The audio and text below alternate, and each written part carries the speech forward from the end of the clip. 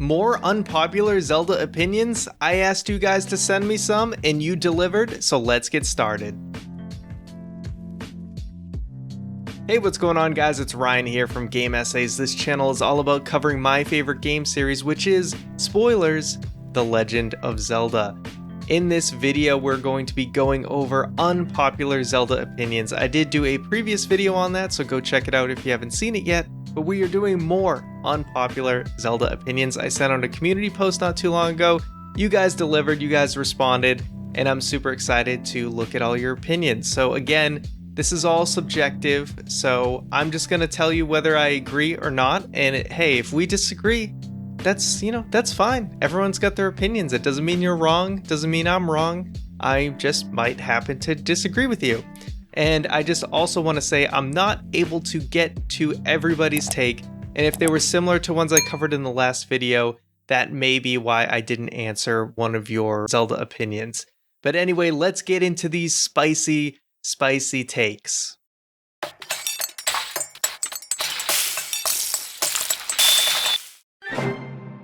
Spicy. Our first unpopular opinion comes from Waffle56.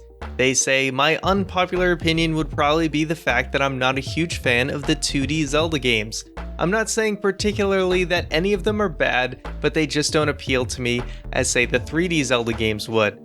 Because most 2D Zelda games are a bit older, sometimes it can be hard to find out what to do, which can lead to some frustrating moments. Also, a lot of dungeons can be quite tricky. Don't get me wrong, I like it when there's a challenge with puzzles, and when you have to stop and think for a while, but some dungeons in 2D Zelda games are so confusing, I just don't want to play that dungeon anymore. I often find myself having to use a guide when playing some of the dungeons to actually complete them. So responding to Waffle here, I would say I somewhat agree that the 2D Zelda games can be hard and frustrating, particularly the older ones. I do find myself in the Game Boy Color games, so Link's Awakening and the 2 Oracle games, that it can be a little tricky to get lost, but there are some built-in help systems in the game. But when you go to the NES games, that is really where it gets very tricky, so I totally understand if you don't enjoy them. And yeah, you kind of do need a guide for the NES games unless you have the patience of a saint. And some people do, and it's really made for them, but it's completely okay. Zelda has a couple different styles throughout the years. I mean, the biggest division really is that 2D and 3D, and if you just enjoy the 3D games, that's fine, and there's nothing wrong with it, and you gave the 2D games a try, and if it's not your style, hey, it's not the end of the world. I do feel like from probably Minish Cap onward, the 2D games did get a lot easier and more accessible, so if you haven't tried some of the newer 2D games, like A Link Between Worlds, you may find that you might enjoy those a lot more. So if you haven't tried those, definitely give them a shot. Okay, this next one comes in from Gutam. They say, my unpopular opinion is that I like the DS Zelda games a lot. I remembered me and my friend enjoyed them a lot and played them every day. Sometimes we raced each other too. We were a big fan of Spirit Tracks because we loved the trains a lot, and the game also fixed the roll of Link. We really struggled to roll in Phantom Hourglass. But surely I think Spirit Tracks is the best DS game. Also, quick honorable mention here from Corentin, who also says Spirit Tracks is the best 2D Zelda game in their opinion. But to respond to Gutam here, sorry if I butchered your name, but the DS Zelda games I do think are underrated and don't get enough attention. I think the central dungeon mechanic in both of those games really make people hate those games. Like, because of the Temple of the Ocean King, people just kind of write off Phantom Hourglass. And yeah, totally glad they fixed the roll in Spirit Tracks, by the way, because I recently did play Phantom Hourglass and I could not figure out the roll to save my life. Do I think they are the best Zelda games? I do not personally think they are, but I do think they are very underrated games. It's been a while since I played Spirit Tracks. I will be playing it eventually in my review series, but it's a little bit tough. I haven't played it in almost like a decade, so it's a little difficult for me to give my full take on Spirit Tracks, but I can say Phantom Hourglass is actually quite the underrated game. Okay, next we have Dylan, who says Oracle of Ages and Seasons are the best 2D Zelda games. I love the interconnectivity. I think the dungeons are some of the best in the series, and there are some great bosses as well. There are also so many little side quests to do and hidden things to discover. The ring mechanic was super interesting because you had your gimmicky rings, but you also had the rings that could help you out in the game. I think the game deserves a lot more recognition than they get. Another honorable mention here from Casey, who says, the Oracle games are much better than people give them credit for. The Oracle games. Funny enough, I'm actually doing a playthrough of Oracle of Seasons right now, and if you guys haven't seen already at the end of my Skyward Sword review, that is the next game I am covering for my review. So I'm right in the middle of playing Oracle of Seasons, so I do feel at least a somewhat fresh take on these games. They are challenging games that do deserve more attention. Are they totally my style, my favorite type of Zelda game? They are not, but I do think they are great games, and there are certain Zelda players that these games are pinnacle Zelda for them. It just isn't pinnacle Zelda for me because they are tough. I do find myself getting lost. The dungeons can be overwhelming, but they are a challenge. I've been working my way through the game slowly. Oracle of Seasons Ages gets even harder with the puzzles. But I do think they are great games, and I think the main reason that these games are underrated is not because people have played them and said that they dislike them. I think the main reason that they're underrated or underappreciated is because not many people have played them. They're usually kind of at the bottom of people's I have to play this Zelda game list. The 3D Zelda games get all the attention, and then maybe A Link to the Past and A Link Between Worlds also get a little bit of love. But it seems like a lot of and Link's Awakening, I should mention that too, but the Oracle games often get overshadowed, where if you liked Link's Awakening and you're looking for an even bigger challenge, Oracle of Ages is like Link's Awakening taken to the next level in terms of difficulty. They are definitely underrated games. Are they my favorite games? No, but I still enjoy playing them. They just are a little bit tricky for me, but I do like the challenge every once in a while. I just need to be in a certain mood for it. Phil says, my unpopular opinion is that I would rather play Skyward Sword on the Wii than Switch, primarily because motion controls are less annoying to me than Joy-Con drift. Also, I think the art style actually looks better in low definition. So with Phil's opinion here, complete validity on the graphics. In the original Wii version, they had this kind of motion blur with things in the background that looked like this mosaic painting. So it was kind of an artistic take on the filter due to kind of the low power of the Wii, but also they basically turned a negative into a positive by having things in the background blur in this artistic way that did really look cool. And when they transitioned the game to HD, that filter was kind of cut out. They didn't really need it anymore, so that effect was lost. So I totally understand if you really liked how the game looked with that effect, that art style, kind of the blur kind of hides some of the lower res textures in the game. So I totally get it if that was just more your style for the graphics. If you are someone who really likes the motion controls, the Wii version may be better for you because you didn't have to worry about recalibrating.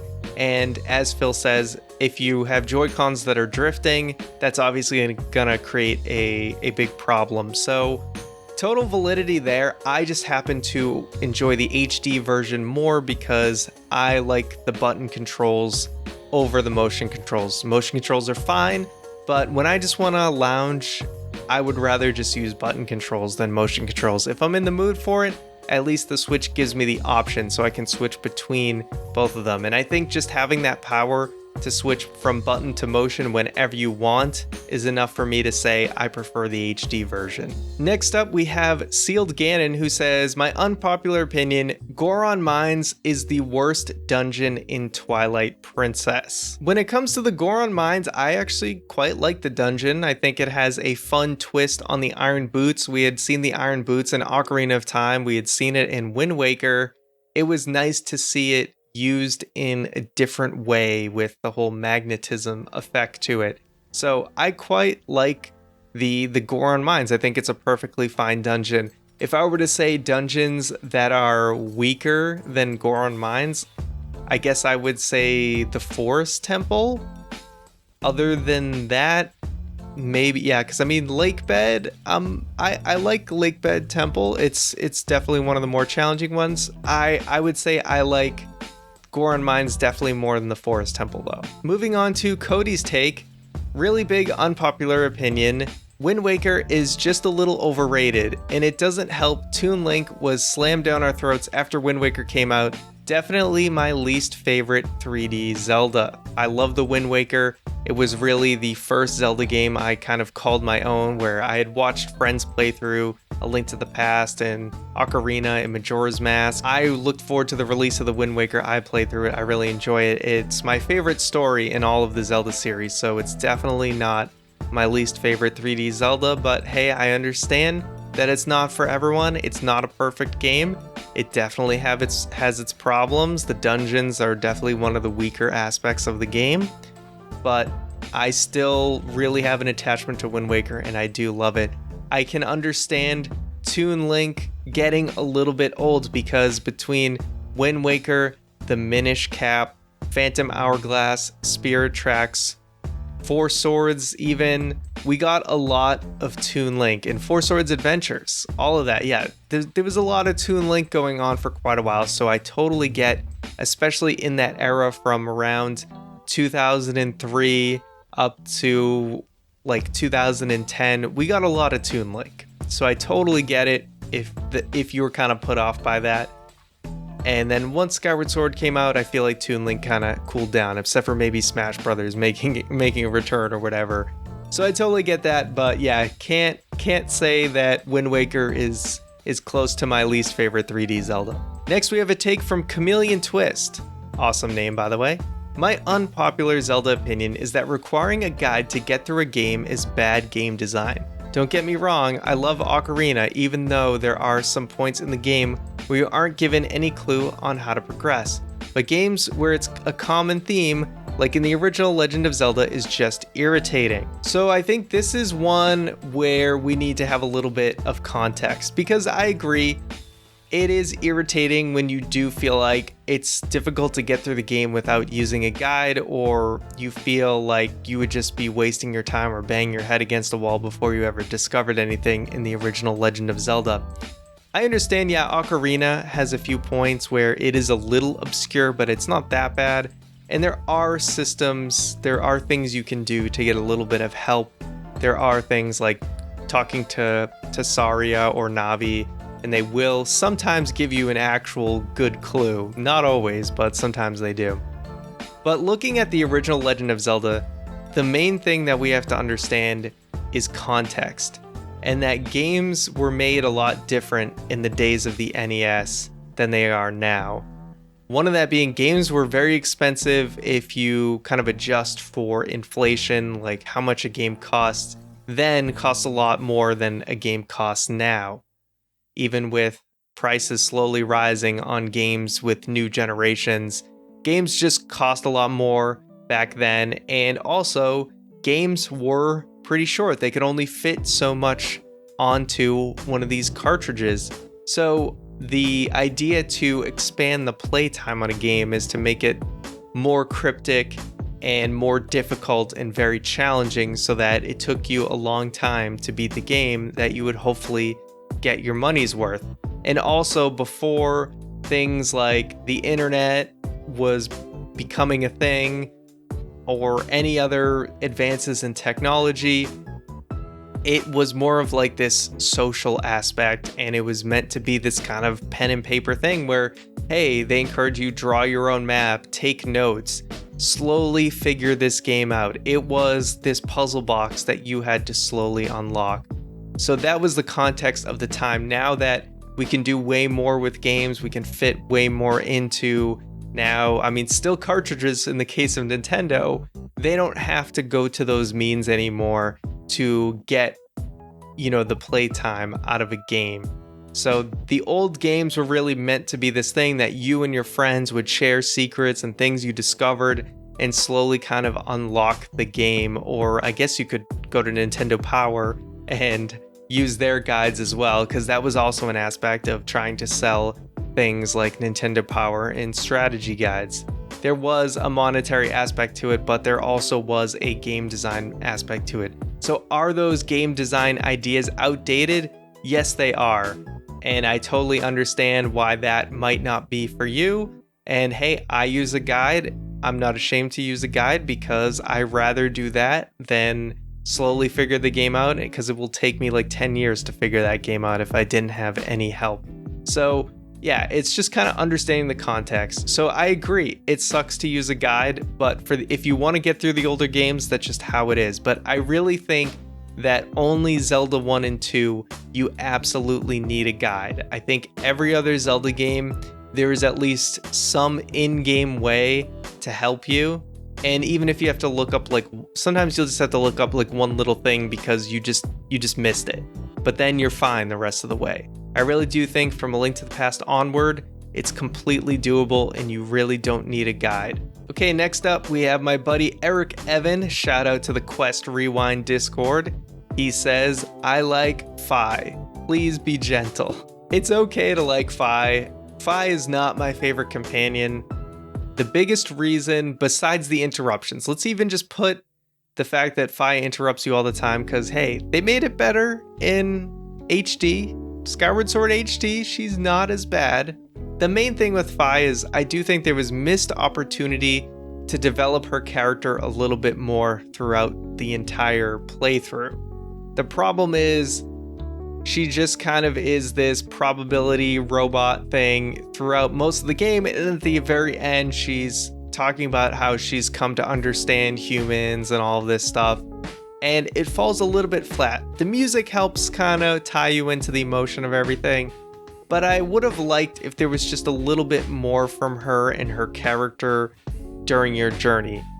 Obviously, they nailed that with a character like Midna, and maybe they were afraid that they'd just be retreading the same water with back-to-back games by trying to make Fi just another Midna. But I would have liked a little bit more about her journey, not just Link's journey, not just Zelda's journey, but Fi's journey as a character. If there's a little bit more there, I think it would have made a much bigger impact at the end of the game, much like Midna's impact is really felt at the end of Twilight Princess. So I think they didn't quite nail it, but hey, if you like Fi, that's fine. I just think she's one of the weaker companions in Zelda. Next we have Ramen, who says, my unpopular opinion is that OOT is not all that in a bag of chips. That saying basically comes from 1998 when OOT came out. I mean, I respect the game, but it's not that great compared to games that came after it. So those who have seen my favorite Zelda games video know that I do really like Ocarina of Time. Now, has a Zelda game truly surpassed Ocarina of Time since? Probably the closest would be Breath of the Wild, because it tried to do something very different. It tried to reinvent the series the same way Ocarina tried to reinvent what Zelda is in a 3D space. Now, the key thing that is great about Ocarina of Time is that in all the important aspects that you would look at a Zelda game, it does things well. Does it do it the best in the series? Maybe not, but it does almost everything well, right? So if we look at the story, is it the best Zelda story? No, but it's good. We look at the dungeons. Great catalog of dungeons. Look at the pacing. It flows by very well. So all of that combines into just a very solid package where I feel like other Zelda games miss the mark somewhere, right? We look at Wind Waker. Wind Waker, amazing story, amazing art style. Dungeons, weak. Pacing, it has its problems, right? Twilight Princess, great catalog of dungeons. Story, it's good, but it has some weird moments to it that kind of leave you in question marks. And then also the pacing of Twilight Princess, it has a really slow beginning. It has some issues. And then Skyward Sword, we all know that has pacing issues. Dungeons, good. Story, good, but we know it has its problems. The overworld has its weaknesses. So Ocarina of Time was just very solid in all of those marks. I mean, people could argue now the overworld is a little boring, but it doesn't get in its own way or anything like that. And then Breath of the Wild, obviously we know it does exploration amazing, story definitely lacking, dungeons lacking. So Ocarina of Time, just of all the aspects that we've come to appreciate about Zelda, it just gets them all right. Finally, we have Ella Ave, who says, I think the unique Zelda feel is only truly in Ocarina of Time and A Link to the Past. A Link Between Worlds 2, with fairy tale forests, Tudor-style buildings, Excalibur-looking Link, and classic castles in true Zelda music, without the cartoony, Studio Ghibli or Tribe-style other Zeldas have tried to adapt. So I think what Ella is trying to get at here is that Ocarina of Time, A Link to the Past, and also A Link Between Worlds feel more like the traditional fantasy setting more so than some of the other games, where we have things like in Spirit Tracks we have trains, and Breath of the Wild definitely embraces a lot more advanced technology, and then the NES games are maybe too kind of post-destruction, post-apocalyptic almost of the Hyrule Kingdom. So I can understand that the more traditional fairy tale kind of fantasy settings is more to your appeal.